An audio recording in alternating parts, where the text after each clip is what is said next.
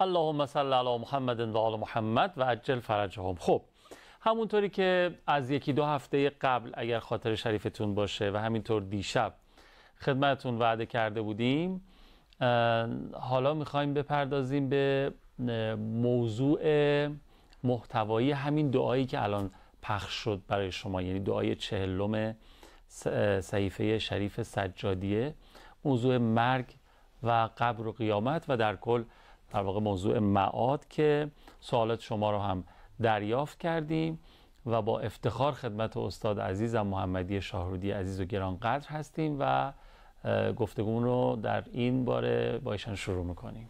آقا سلام عرض کردیم، خیلی خیلی خوش آمدید و خوشحالیم از زیارتتون. امروز دیگه رسما روز اول ماه مبارک رمضان بود و این اولین افطاری بود که مردم کردن و ساعتی بعد افطار ما در خدمتشون. سلام علیکم و رحمت الله. ممنون، متشکرم. بله امروز روز اول ماه مبارک رمضان بود و اللهم اجعل فیه صیامی صیام صائمین، اللهم اجعل صیامی فیه صیام الصائمین. خدای روزی روزداران قرار بده. الهیام ان شاء الله که دوستان روزدار بودن امروز.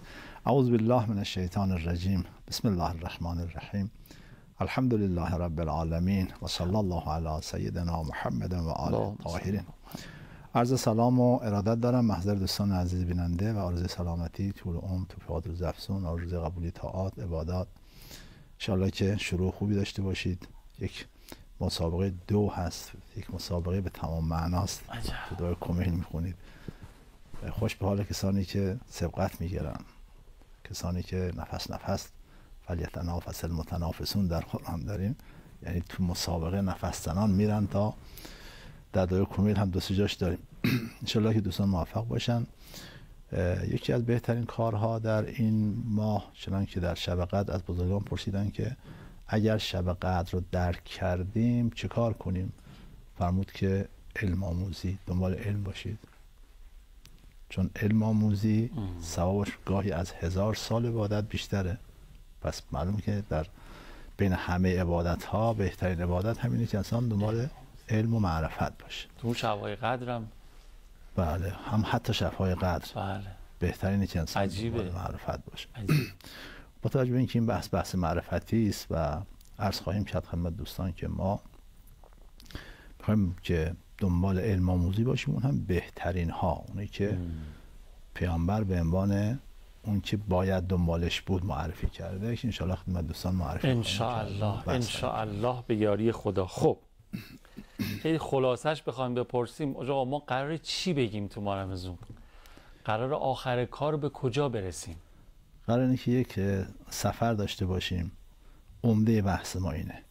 یه سفر داشته باشیم، از همین دنیا شروع کنیم، بریم سراغ مرگ که یک کانالی است، یک تونلی است، یک پلی است. این پل رو عبور کنیم، اون طرفی عالم اسم عالم برزخ، یک سیر کلی تو اون عالم داشته باشیم. بعد از اون عالم یک عالم اسم عالم قیامت کبرا که خیلی عالم مفصله، 1000 سال 50000 سال اونجا طولشه. از اون 50000 سال عبور کنیم، یک سیری در بهشت داشته باشیم و یک سیری هم در جهنم. این کل کاری که انجام بدیم عمدش اینه. منتها خب برای اینکه انسان بخواد سفر بره مقدماتی لازمه. مرکب میخواد، زاد و توشه میخواد، یه امکاناتی باید داشته باشه. چراغی میخواد که راهش رو که تاریک نباشه، ببینه داره کجا میره، بیگدار به آب نزنه. عمده اونهاست که عرض خواهیم کرد انشاءالله به اونجاها که رسیدیم. چون عمده محوری ترین بحث ما بحث‌های نظری و انتزاعیه که اونا بحث‌های خوبی است. ما میتونیم 20 تا برهان راجع به مثلا اهمیت و ضرورت یا حتی اثبات معاد، برهان‌های فراوان اقام بکنیم. یا مثلا در معاد شناسی، در خود مفهوم شناسی معاد میتونیم 3-4 جلسه خدمت دوستان باشیم. ولی بنای ما این نیست. بنای ما اینه که از بحث‌های نظری هر چه سریعتر رد شیم. اون فقط برای معلمین، اساتید، فرهیختگان، کسانی که میخوان بحث‌های کلاسیک داشته باشن، بحث آکادمیک داشته باشن، برای اونهای سرفصلایی داشته باشیم که بحث کامل بشه. وگرنه عمده بحث ما به عنوان یک بحث رسانه‌ای همون مراحل معاده. درسته که بعد از دنیا انسان چه مراحلی طی میکنه، از کجا شروع میکنه به کجا ختم میکنه، تا برسه به بهشت یا جهنم. تا برسه به بهشت ان شاء الله اصلا بهشت همه. خب صحبت از مرگ، یاد مرگ افتادن تلخ نیست آجا؟ ببینیم بالاخره ماها وقتی یاد مرگ میفتیم، مثلا یاد مرگ عزیزانمون میفتیم، یا مثلا پدر مادر کهنسالی داریم میگیم ای وای من اینا از دست ندم، یاد مرگشون بیفتیم. ما چرا مثلا باید صحبت کنیم راجع به چیزی که تلخه؟ پاسخ این پرسش شما منفیه، یعنی نیست، تلخ نیست. برخی براشون از عسل شیرین تر بود. راست میگی. گفت که مرگش تو میبینی چی گفت؟ احلا من العسل. بله. جانم فدای قاسم ابن الحسن. آقا میرون فرمود که والله لابن ابی طالب آنس بالموت من الطفل به ثدی امه. به خدا قسم من با مرگ معنوسترم از بچه با پستان مادرش. و شاید علاقه داره با شیر و شیر خوردن اینا. من به مرگ از اون علاقه بیشتر. پس اینکه بگیم تلخ نگران کننده ترس‌آور نیست. بعداً مفصل درباره این موضوع صحبت خواهیم کرد. یعنی واقعا مرگ به نظر شما چیز ترسناکی نیست؟ نه خیر. پس چرا اینقدر ما از مرگ میترسیم؟ چون نمیشناسیم مرگ رو.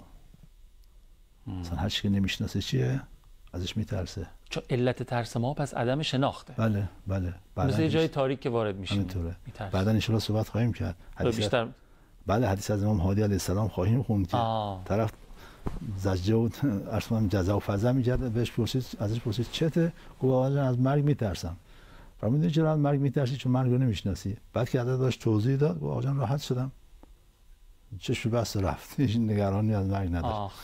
بعداً ان شاء الله پس شما الان از هر جایی که فکر میکنین صلاحه و تو ذهنتون معرفی شروع میکنم منتها همین که شما فرمودید من تکمیلش بکنم که این سوال رو که بعضی‌ها خیال میکنن که بحث معاد و اینها مثلا بحثایی که باعث غم و اندوه میشه، در حالی که برعکسه.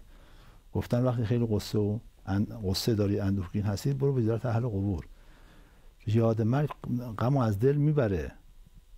نه تنها مثلا قصه دار این بحثا نه تنها باعث قصه نمیشه، بلکه قصه رو از بین میبره. اصلا اینم کار یه جورایی انگار شیطون و ایادی شیطونی که دارن حقیقت و وارونه جلوه میدن. چیزی که باعث قول بهجت درونی و جانی روحی ماست داره یه جوری به عنوان میکنه که آقا این عامل ترس و غم و افسردگی، یاد مرگ بیفتی افسرده میشی، بهش فکر نکن. اینا رو میگن توی فضای مجازی. بله.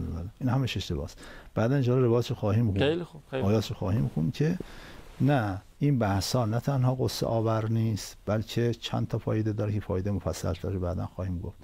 یک، اگه انسان غم داشته باشه از دلش خواهد رفت. دو، زندگی رو هدفمند میکنه، چون انسان میدونه که یه هدفی داره، باید به سمت اون هدف حرکت کنه.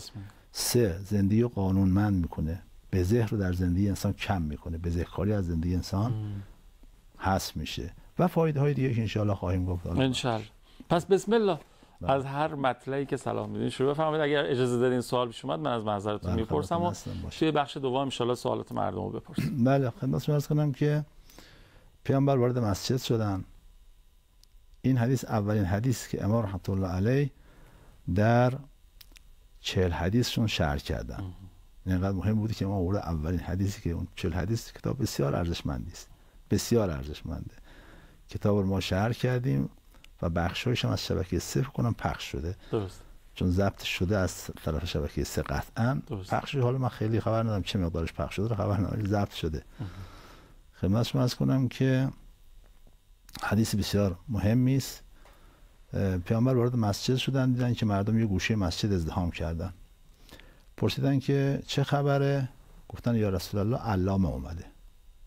کی اومده؟ علامه.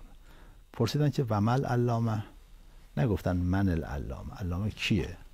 گفتن علامه چیه؟ علامه چیه؟ گفتن یا رسول الله ایشون عالم به انساب عرب، تیره های عرب رو میشناسه. مثلا بنی اسرائیل چند شاخه، بنی اسد چند شاخه شدن، هر شاخهشون مثلا کجا رفتن. عالم به وقایع عرب، جنگ ها و درگیری های عرب رو میدونه. مثلا فرض کن جنگ با آس چقدر طول کشید، چقدر از این چیزا. و عالم به اشعار عرب، اون اشعار عرب جاهلی که معمولا به خانه کعبه آویزون میکردن که همش از نمیدونم حالا محتوای عجیب و غریب داشت. پیامبر فرمودن اینها فایده نداره، چون دونستنش فایده نداره، ندونستنش هم ضرر نداره، نمیشه بهش گفت علم. بعد خودشون فرمودن انما العلم ثلاثه، علم فقط و فقط در 3 شاخه معنا پیدا میکنه. انما العلم ثلاثه، یک آیات محکمه. این آیات محکمه رو گفتن که منظور همون اصول دین هست، عقاید که جهان بینی هم بهش میگن، بهش فقه اکبر هم گفته میشه. درست. و یه مجموعه از هست ها و نیست هاست که بعد نظری مکتب رو تشکیل میده. این شاخه که اساس و ریشه و پایه هست. فرمود آیت محکمه او فریضتون عادله. گفتن این فریضتون عادله بحث اخلاق و تربیت که بعد عملی دین رو تشکیل میده. اون جهان بینی بود، این ایدئولوژی، اون اصول بود، این فروع. خدمتتون عرض کنم که این مجموعه از بایدها و نبایدهاست و بخش عملی دین رو تشکیل میده که اخلاق و تربیت باشه. او سنتون قائمه. گفتن سنتون قائمه همون بحث احکام و فقه و این علومی است که همین احکام مثل احکام نماز و روزه و این چیزها. به اولی میگن فقه اکبر در لسان دین، به دوم میگن فقه اوسط، به سوم میگن فقه اصغر. همین که اسمش فقه هست این در واقع فقه کوچیکه. دو تا فقه قبل از این هست که اونا از این فقه بزرگترن. بعد پیامبر فرمودن که و ما خلاهن فضلون، این سه تا گذاشتید بقیه‌اش زیادی است. حالا همینجا ما یه سوال از دوستان بیننده میپرسیم که اونم وارد بحث ما بشن و اون این که یعنی مثلا علم فرض کنید فیزیک، شیمی، زیست شناسی، نمیدونم منطق، کیهان شناسی و این همه علومی که داره تدریس میشه تو دانشگاه، پزشکی، اینا همش زیادیه. این همه علمی که انقدر درد بشر میخوره. این سه تا ما گفتیم که علمن بقیه‌اش دیگه زیادی است. و ما خلاقهن فضلون، این سه تا گذاشتی بقیه‌اش زیادیه. آخه میشه که همه علوم رو ما زیادی بدونیم؟ اینو دوستان فکر کنن روش ببینم چیکار میکنن، چی جواب میدن. بعد خب عرض کنم خدمت شما که ما بحثمون دو جنبه داره، بلکه هر سه جنبه رو داشته باشه. مطمئناً اون چیزی که ما خواهیم گفت فقه خواهد بود، تفقه خواهد بود و 1 ساعت تفقه از 1000 سال عبادت فضیلتش و ارزشش و ثوابش بیشتره. که عرض کردم دیشب که عقل انسان نیاز به غذا داره، بهترین غذای عقل همین عقاید و همین تفقهه.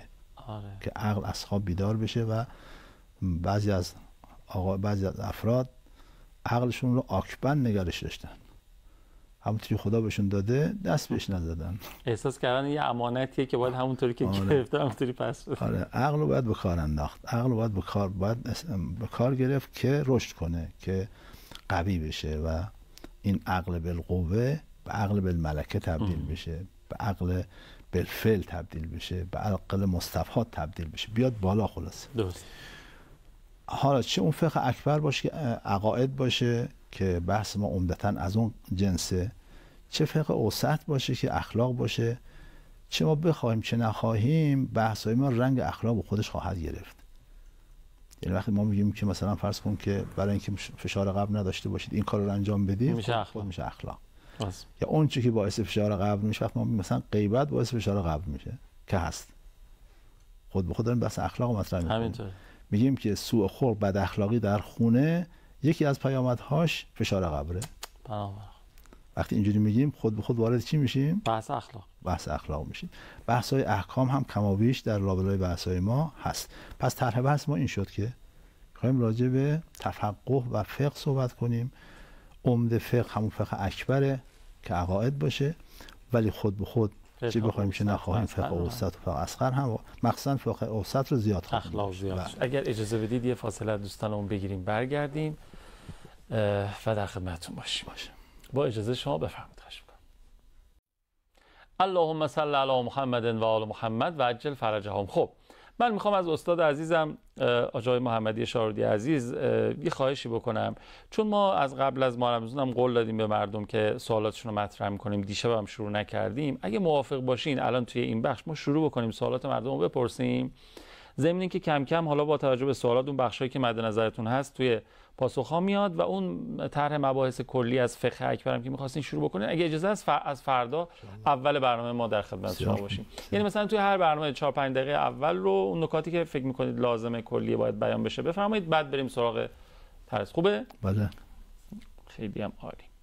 به دل نگیرین یه وقت از من نه اتفاقا بندم بیشتر طرفدار همین طرح سوالات من. خب خدا رو شکر، خدا رو سر زحمت باشه. خب شروع کنیم با طرح سوالات مردم. خیلی هم سوال دریافت کردیم، یعنی جالبه. پرسوال ترین موضوع زندگی مرگه. خیلی جالبه اینم، یعنی تو تجربیات مختلف هممون این رو احساس کردیم، الان هم داریم میبینیم. یعنی تو راجع به موضوعات مختلف ما تو این برنامه بحث داشتیم، ولی سوالات زیادی راجع به موضوع مرگ اومده. اینم خیلی جالبه. گفتن سوالی فکرمو مشغول کرده، ممنون میشم اگه جواب بدید. انسانی که میمیره دنیا رو به یاد داره و میدونه که مرده و کس و کارش رو توی دنیا میشناسه. ما که برای پدر و مادرمون انفاق میکنیم اونها میدونن از طرف چه کسی انفاق شده یا نه؟ چند تا سوال شد. و بعد دوباره گفتن مثل خوابه، چیزی از دنیا یادش نیست، کمی دربارش اگه میشه توضیح بدید.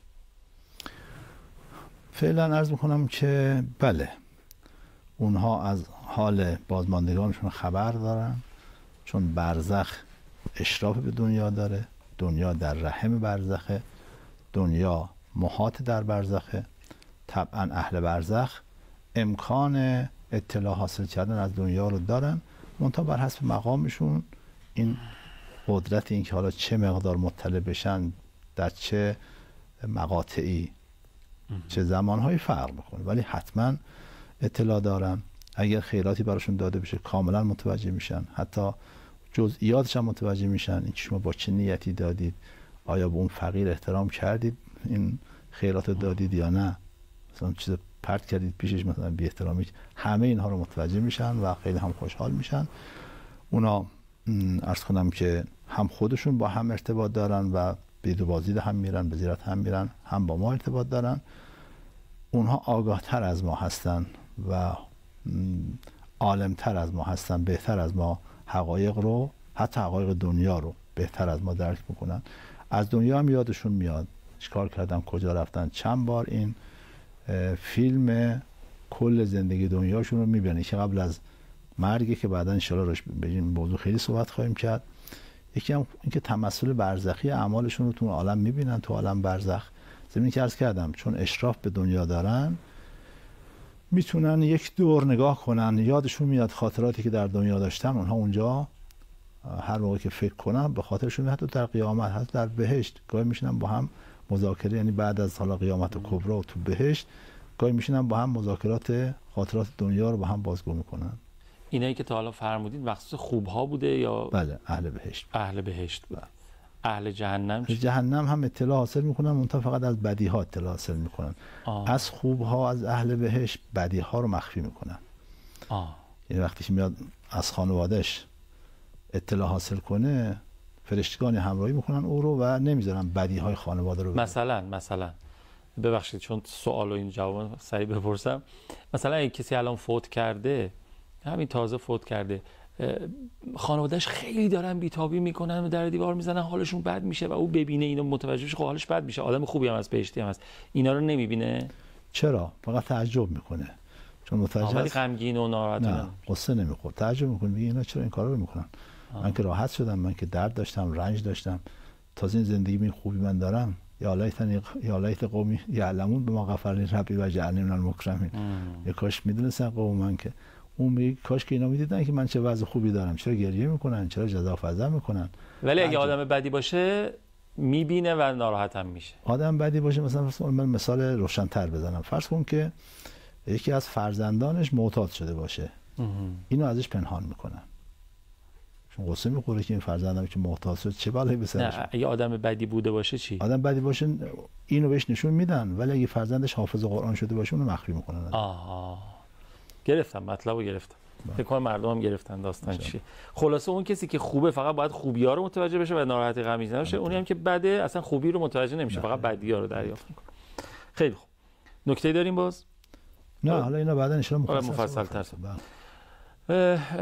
بازم من اعلام بکنم تا آخر ماه مبارک این سلام و تقدیر تشکراتون و تمجیداتون راجع به بخش‌های مختلف و اینها رو من یک جا تشکر فراوان میکنم و ممنونم از این همه محبت که برنامه خودتون داریم و فقط دیگه سوالاتو میپرسم، حلال کنین تو رو خدا. اگه اسم و فامیلی البته باشه و اینکه از کجا هست اونو میخونم. لطفا در مورد کسانی که والدینشون فوت کردن و در زمان حیات با والدینشون رفتار مناسبی نداشتن و اونها از اونها راضی نیستن و شاید عاق والدین باشن صحبت بکنین و اینکه اما الان پشیمون هستن و میخوان جبران کنن، بعد چیکار کنن؟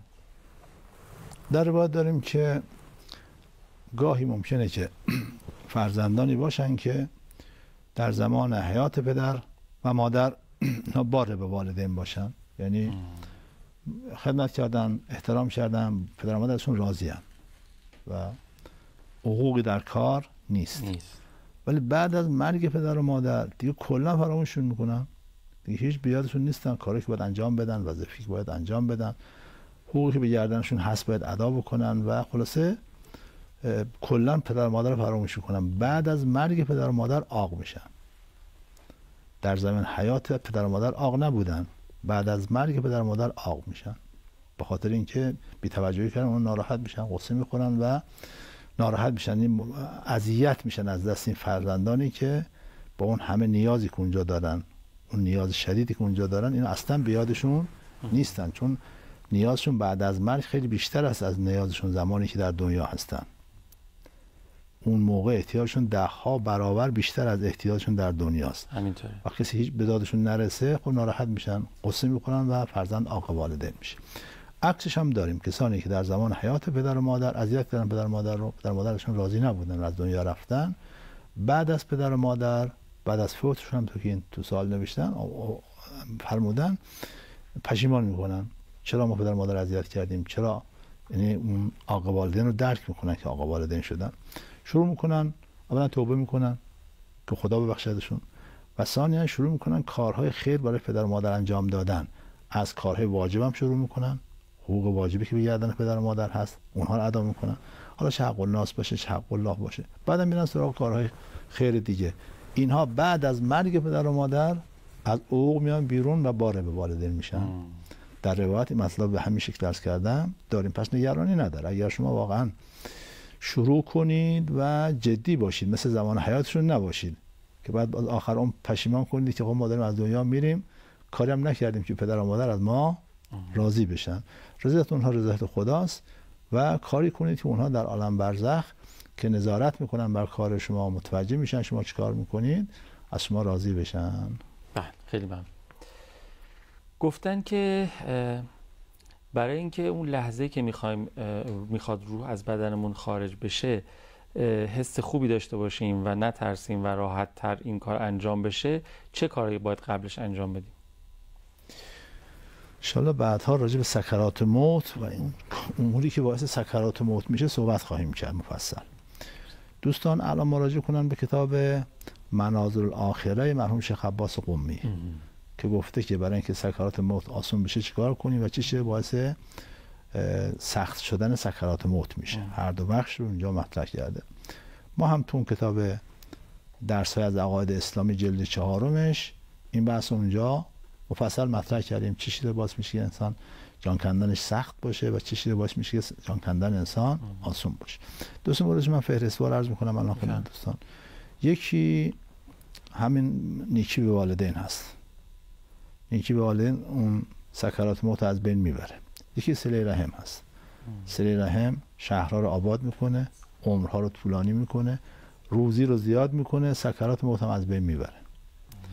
یکیش روزه ماه شعبانه که حالا گذشته الان دیگه. آره. روزه ماه شعبان این ویژگی رو داره. سکرات موت از بین میبره. جالب. یکیش خدمتتون عرض کنم که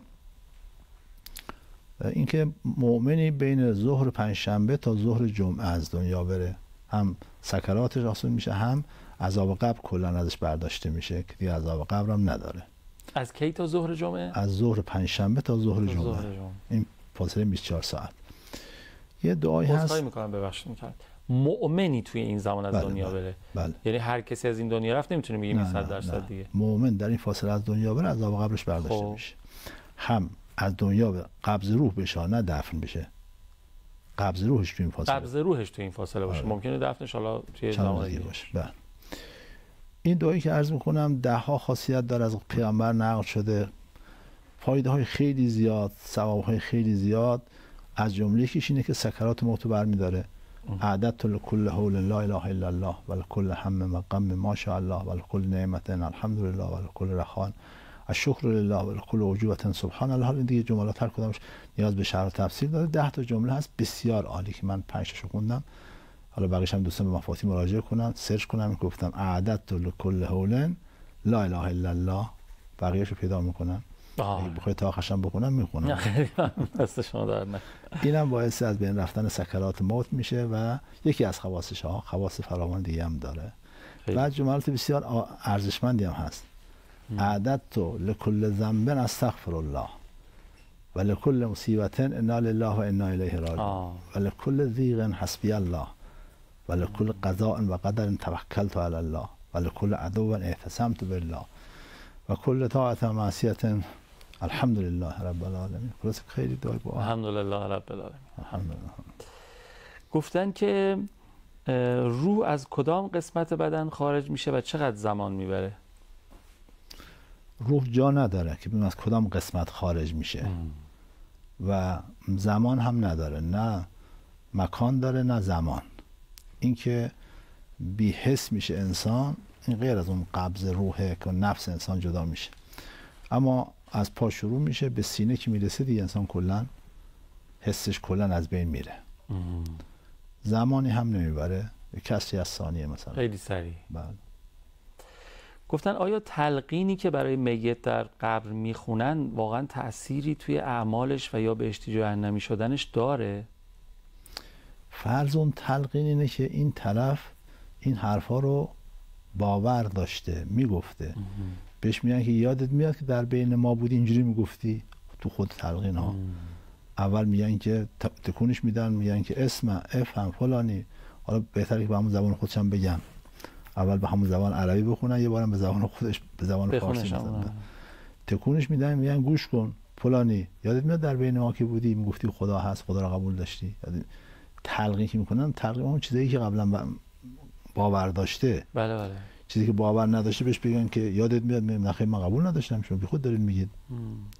چه اثری داره کسی که یک عمر خدا رو باور نکرده، معاد رو باور نکرده، بله. یک عمر در مقابل دین ایستاده، حالا بهش میگن که یادت میاد که تو دین رو قبول داشتی، قرآن رو قبول داشتی، عرض کنم که 8 و 9 رو قبول داشتی، 12 امام رو قبول داشتی. باز دوباره ما یادآوری میکنیم اگه اون 2 تا ملک اومدن ازت پرسیدن اینجوری بگو. اول میگی که یادت میاد که اینا رو قبول داشتی، بعد میگن که خب حالا اگه اون ملک اومدن اینجوری بگو. اما کسی قبول نداشته، حالا بهش میگن یادت میاد، میگه که نه خیر من قبول نداشتم که یادم نمیاد، کدومش چیزی یادم میاد. پس بله اینها برای کسی است که باور داشته. منتها حالا سکرات موت، اون فشارهای مرگ که همه چی از یاد انسان میبره، فراموش کرده. با این تلقین میخوان که یادآوری بشه، یادش بیاد که اون عرض کردم که فشار قبر، خب فشار مرگ، فشار سکرات، غمرات دیگه. تا قرآن تحت غمرات یعنی فشارهای خیلی شدید. ممکن اینها باعث شده باشه که حتی اسم خودش هم یادش رفته باشه، که من کی هستم یادش رفته باشه. یادآوریش میکنن که اون چیزی که بلد بوده رو بلد باشه. وقتی که تلقین دوم رو میخونن که مستحب 2 تا تلقین بخونن، بله. که موقعی که گذاشتن تو قبر بازوشو بگیرن، تکونش بدن و تلقین رو بخونن. یکم بعد از اینکه قبر رو پوشوندن، یک نفر با اجازه ولی میت، که یا خود ولی میت یا یک نفر با اجازه ولی میت، بنشینه رو قبر و یه بار دیگه تلقین رو بخونه. وقتی این تلقین دوم که خونده میشه، اون 2 تا فرشته که حالا نکیر و منکر یا بشیر و مبشر هستن، میگن بریم چون واسه ازش بپرسیم رو تلقین کردن، دیگه لازم نیست بپرسیم، دیگه سوال جواب لازم نیست. وقتی این تلقین دوم که خونده میشه، اونم دیگه خب بریم سراغ کارمون، چی میخوایم بپرسیم. الان که بهش یاد دادن که چی بگه، اینم که بلد بود، حالا هم که چی شد یادش اومد، دیگه برای چی بخوایم بپرسیم. مثلا سوال بعدی که می‌خواستم بپرسم همین فلسفه حضور نکیر و منکر نوشته بودن چیه؟ اون بحث دیگه است باز. اون بحث. خب اصلا این سوال بذاری برای در واقع برنامه بعدیمون باشه. همین پاسخ رو می‌خواین کامل بفرمایید که دیگه لحظات پایانی برنامه است. پاسخش همین بود. این که حالا چرا میپرسم بحث دیگه است که بعداً توضیح خواهیم داد که به هر حال هر امری سبب میخواد. اگه بناست بهشت براش قبرش باید مد بصرش توسعه پیدا بکنه بره تو بهشت، یک دلیل میخواد، یک سند میخواد. سند همون سوال نکیر منکر، اگر مرز زیغ باشه، تنگ باشه، اینا به هر حال باید سند داشته باشه. درسته. خیلی ممنونم استاد محمدی شارودی عزیز. این اولین برنامه‌ای بود که ما تونستیم پرسش‌های مردم رو تقدیمتون بکنیم و شما هم زحمت کشیدین پاسخ دادین. انشاءالله به شرط توفیق و حیات برای برنامه‌های بعدی هم همین اتفاق خواهد افتاد. اوایل برنامه توضیحات کلی استاد رو راجع به موضوع مرگ و معاد خواهیم شنید و بعد سوالات شما رو مطرح می‌کنیم با افتخار. اوامری ندارین؟ زنده باشید، محتاجیم به دعاتون. خیلی ممنونم که برنامه خودتون رو تا پایان تماشا کردین. خدایا تا پاکمون نکردی خاکمون نکن. یا حق. خداحافظ.